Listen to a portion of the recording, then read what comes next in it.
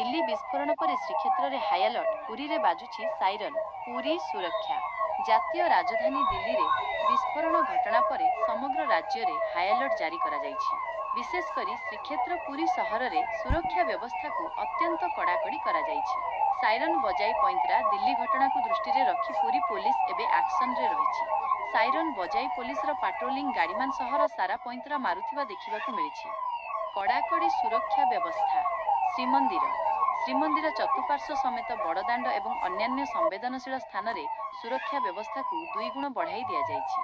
प्रवेश पथ और रेल स्टेशन सहरर समस्त प्रवेश पथ में नाकाबंदी करा जाई जांच को त्वरान्वित करा जाइछि। रेल स्टेशन बस स्टैंड एवं बेलाभूमि उपरे कड़ा नजर रखा जाइछि। पुलिस बैठक पुरी पी एही घटना पर समस्त थाना अधिकारी को नहीं एक गुरुत्वपूर्ण बैठक करथिले एवं समस्त आईआईसी को अधिक सतर्क रहिबाकू निर्देश दैछन्ति।